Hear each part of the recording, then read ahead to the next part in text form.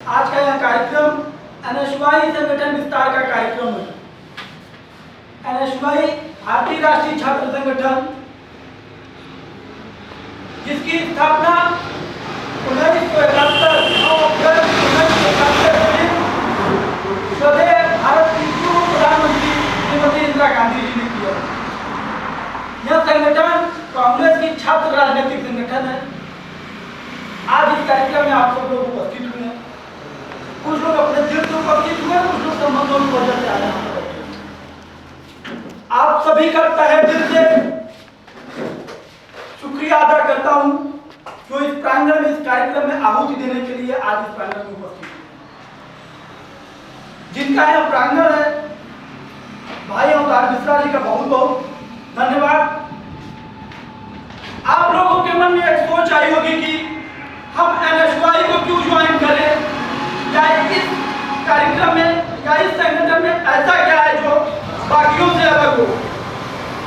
तो एनएसवाई के बारे में हम आपको बता दें कि 1971 में इसके स्थापने का जो उद्देश्य था, वो भारत के आखिरी गांव के आखिरी कोने में बैठा हुआ जो व्यक्ति शिक्षा से, सामाजिक अधिकारों से वंचित रह गया हो, उसको उसका अधिकार दिलाने के लिए कांग्रेस पार्टी ने श्रीमती इंदिरा गांधी जी के नेतृत्व में एनएसवाई की स्थापना की।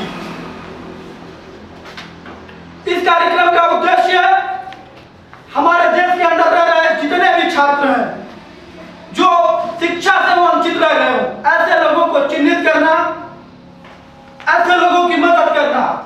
वो मदद आर्थिक, सामाजिक, धार्मिक, न्याय हर पहलू पे होगी। तो कोई भी संगठन जब इतना बृहद उद्देश्य लेकर चलता है तो किसी 2, 4, 5 व्यक्ति के होने से वो संगठन का उद्देश्य पूरा नहीं होता। अपने उद्देश्य की पूर्ति के लिए संगठन ने कार्यकर्ता निर्माण के लिए प्रदेश स्तर पर, जिला स्तर पर, ब्लॉक स्तर पर, विद्यालयों में इकाई स्तर पर, विश्वविद्यालयों में इकाई स्तर पर अपने कार्यकर्ता का निर्माण करने के लिए हम सब लोगों को प्रेरित किया और हम सब लोग और आप जैसे लोग इस कार्यक्रम में जुड़ने के लिए यहाँ पर।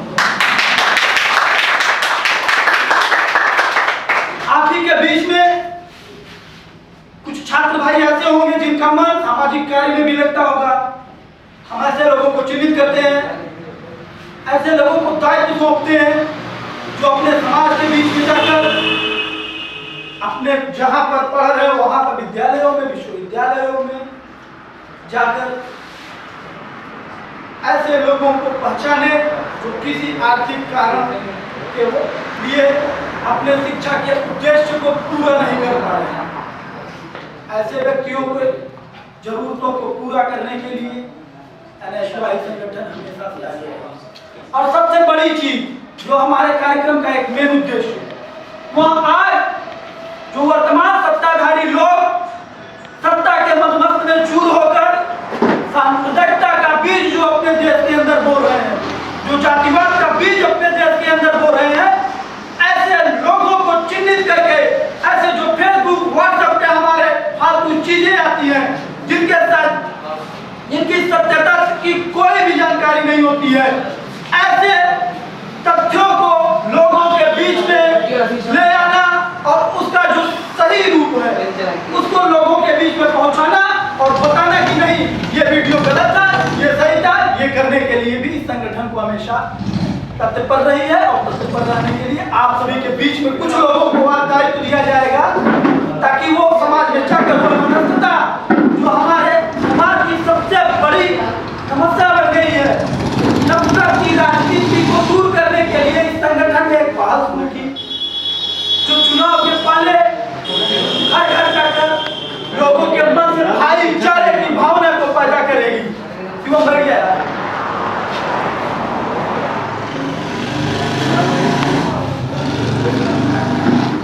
हमारे पार्टी, हमारे संगठन की जो विचारधारा है वो समाजवादी विचारधारा है। हर देश का अपना एक विचारधारा होता है जिस पे वो देश काम करता है।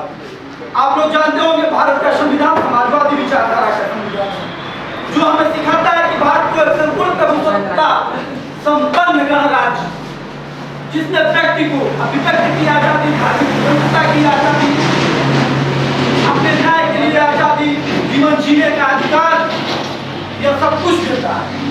आज हम लोगों को संप्रदाय, हम लोगों को धर्म के, हिंदू मुस्लिम के नाम पर बांटने की राजनीति की जा रही है।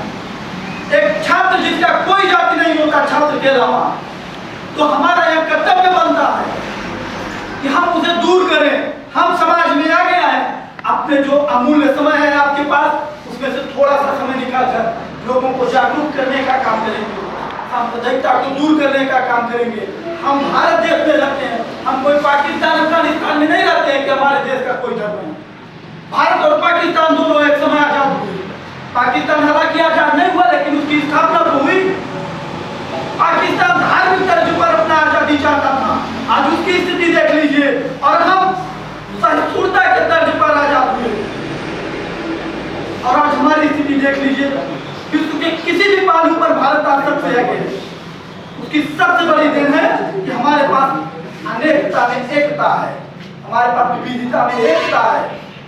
हमारे यहाँ जब सदन का निर्माण हुआ, जब सांसद चुने गए, ये नहीं था कि उसमें सिर्फ हिंदू जाएंगे। हमने सभी धर्म के लोगों के लिए उसमें जाने का रखा। इसका सिर्फ एक उद्देश्य था कि हम जो विश्व गुरु थे, जो हमारी पहचान थी भारत के अंदर, ये नहीं थी कि हम सनातनी थे, यह थी कि हमारे यहाँ जो आया गया वो हमारे यहाँ हो गया। भारत में कई बार देश में आक्रमण हुए, लेकिन यहाँ पे आए और यही के हो गए। मैं सिर्फ इतना कहना चाहता हूँ कि जो मुसलमान इस देश का नहीं था, वो 14 अगस्त और 15 अगस्त के दिन भारत छोड़ के पाकिस्तान, और अब जो मुसलमान भारत के अंदर है वो हमारा हो गया। किसी भी धार्मिक ग्रंथ से ऊपर उठकर संविधान सबसे बड़ा धार्मिक होता है, जिसकी हम शपथ लेते हैं। तो हमारा ये दायित्व होता है कि अपने कर्तव्यों को पूरा करने के लिए, सांप्रदायिकता को दूर करने के लिए संगठन को मजबूत करें। जातिवाद से ऊपर उठकर, पंथवाद से ऊपर उठकर हम सब एक बार जोरदार नारा देंगे, संविधान जिंदाबाद, जिंदाबाद, जिंदाबाद, संविधान जिंदाबाद, जिंदाबाद, जिंदाबाद, हिंदुस्तान जिंदाबाद, जिंदाबाद, जिंदाबाद, हिंदू मुस्लिम एकता जिंदाबाद, जिंदाबाद, जिंदाबाद। हमारे देश में सबसे बड़ी समस्या ये हो गई कि व्हाट्सएप और फेसबुक पर, सोशल मीडिया के माध्यम से हमारे देश के महापुरुषों को अभद्र भाषा में टिप्पणी की जाती है, फालतू का वीडियो बनाकर भेजा जाता है। हम ज्यादा नहीं, सिर्फ गांधी जी पे बोलना चाहेंगे। गांधी दो शब्द है उस व्यक्ति के नाम में। वो व्यक्ति कितना बड़ा है जानते हैं?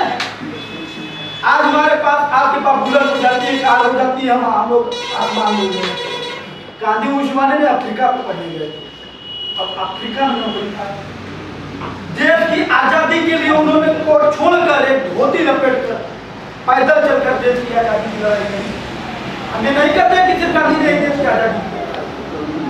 गांधी देश की आजादी जरूरी क्या क्यों है, ये पता क्या है कि एक व्यक्ति को देश के अंदर जाकर बताने का काम करे। हमारे यहाँ की साल की कमाई मिली होगी जितने गांधी जी की महीने की कमाई थी, छोड़ दिया। ऐसे व्यक्ति को गाली दिया जाता है आज की डेट में। क्या ये सही है? 2014 में एक व्यक्ति आया जिसको राष्ट्र पुरुष बनाने का कोशिश किया गया, और अंततः वो कुछ हद तक सफल भी हुआ। एक बार रुपया आया, हम लोग गाँव में मदारी आता है, तमाशा देखते हैं ना, कितने दिन उसका जोश रहता है। किसी भी मदारी का जोश उतना ही दिन होता है जितना बड़ा वो तमाशा दिखाए, ज्यादा ज्यादा एक हफ्ते में उतर जाता है। 2014 में हम लोगों के साथ एक बहुरूपीय को इस देश का प्रधानमंत्री बनाया गया, जो आज देश की हर सरकारी लोग पूछते हैं कि कांग्रेस पार्टी ने किया। आप किसी भी गांव में खड़े होकर देखेंगे, जितनी प्राथमिक विद्यालय है वो सब कांग्रेस की देन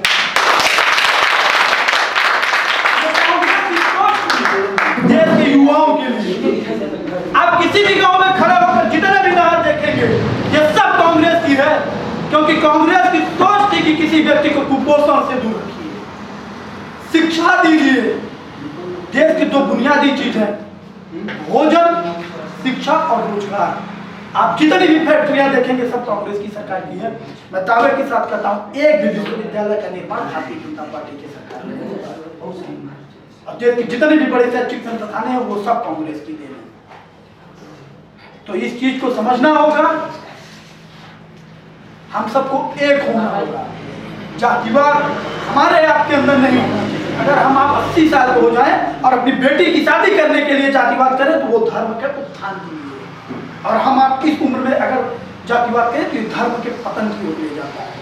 जब हम आप अपनी बेटी और बेटे की शादी करने जाएंगे तब हम या तो मुसलमान हो जाएंगे, लेकिन जब बात देश की अस्मिता की आएगी तो ना हम या तो है ना मुसलमान है ना ब्राह्मण है, हम सब हिंदुस्तानी हैं और एक होकर देश के लिए खड़ा होना होगा। देश की आजादी के समय देश की जनसंख्या लगभग 13-14 करोड़ थी, जिसमें सिर्फ 2% लोग देश की आजादी के लिए लड़ाई लड़े और सिर्फ 1% लोग संपूर्ण आजादी की लड़ाई लड़े। सोचिए उस जमाने में छात्र एक होकर देश की आजादी की लड़ाई लड़ा और अंग्रेज भारत छोड़कर भाग गए। तो क्या हम और आप ये जो सत्ताधारी हिटलर शाही चल रहे क्या इसे हम दूर नहीं कर सकते? कर सकते हैं, बशर्ते कि यहाँ बैठा हुआ हर व्यक्ति अपने अंदर एक ना एक काबिलियत को लिए हुए है और उसे पहचानने की जरूरत है। उसे पहचानिए और आप भगत सिंह बनिए, आप सुखदेव बनिए, आप राजगुरु। क्रांति के लिए जरूरी नहीं है कि भीड़ हो, क्रांति जहां आप बैठे हैं वहीं से शुरू हो सकती है। और सत्य कि आप अपने मन के अंदर के काबिलियत को पहचान लीजिए और आप अपने पड़ोसी को ये चीज समझा लीजिए कि ये चीज गलत है और ये चीज सही है। चीज को समझने की जरूरत है। हमें आपको कुछ ऐसे राजनीतिक संगठन होंगे जो जातिवाद की पार्टी है। निश्चित रूप से अगर आपके समाज का नेता चुनाव लड़ रहा है तो आप उसके साथ रहिए, लेकिन अगर उसके अंदर योग्यता नहीं है तो उसके साथ मत रहिए। बचपन में हम लोगों ने एक कहानी सुनी थी, एक सियार अचानक जाके कहीं नील के नदी उसमें नाव में गिर जाता है और आके बताता है कि कुलदेवी ने जंगल का राजा है। होता क्या, बरसात आती है और भूल जाता है, फिर वो हुक्की हुआ चिल्लाने लगता है। तो ऐसा ही वर्तमान देश में भी कुछ राजा है, ऐसे लोगों को चिन्हित करना है, ऐसे लोगों को हटाना होगा। तो एक हमारा शीर्ष नेतृत्व कर रहे हैं, हमारे बड़े नेताओं ने भी निर्णय लिया और हमने इंडिया का कदम नहीं पकड़ा। इसका कदम मजबूत करने के लिए हमें बूथ प्रक्रिया की लड़ाई करनी होगी। अपने छात्र भाइयों को ऐसे जो आर्थिक रूप से कमजोर हो, समाज में जाके खड़े होकर उनकी मदद करना, जिसके लिए आज एनएसयूआई ने कुछ व्यक्तियों को आप ही के बीच से कुछ छात्र भाइयों को दायित्व देने का कार्य करेगी, जिनका नाम हमारे इस जिले के उपाध्यक्ष महासचिव इंद्रकांत शुक्ला जी बताएंगे। और एक बार परिचय हो जाए, परिचय सबसे जरूरी चीज होती है। आज इस कार्यक्रम के अतिथि के रूप में हम सबके बीच में उपस्थित हुए हम सबके बड़े भाई युवा कांग्रेस के पूर्व उपाध्यक्ष एवं विधानसभा अध्यक्ष।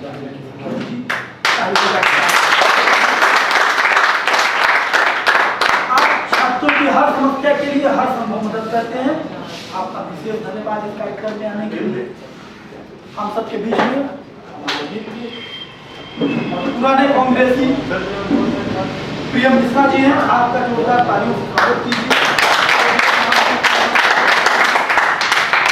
हमारे इंद्रकांत शुक्ला जी, आप पूर्व शासन के उपाध्यक्ष प्रत्याशी रहे, आप डिग्री कार्य एनएसयूआई के महासचिव हैं जिले के, आपका तालियों से स्वागत कीजिए। शाखा ब्लॉक के ब्लॉक अध्यक्ष शिवम पांडे जी हैं हम सबके बीच में। युवा कांग्रेस से हमारे भाई बंडू यादव जी हैं, हमारे बीच में आकाश भाई है।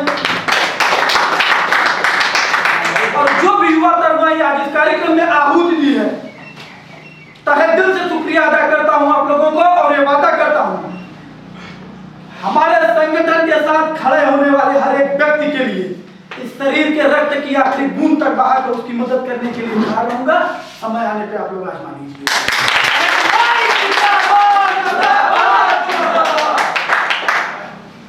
बहुत बहुत धन्यवाद।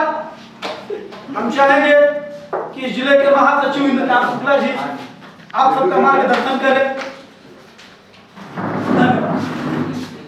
सर्वप्रथम यहाँ पर आए हुए समस्त भाइयों का मैं तहे दिल से धन्यवाद करना चाहता हूँ और अपने बड़े भाई प्रांजल केसरवानी पूर्व कांग्रेस अध्यक्ष जी का भी मैं तहे दिल से स्वागत करना चाहता हूँ। आज का ये हवाई कार्यक्रम जो प्रयागराज की पावन धरती पचदेवड़ा में आज जो काली बैठक हुई है, इसमें सर्वप्रथम मैं ये बताना चाहता हूँ आप लोगों को, कोई भी संगठन हो उसमें संगठन से जुड़ने से सामाजिक आर्थिक दायित्वों में सबका मदद होता है।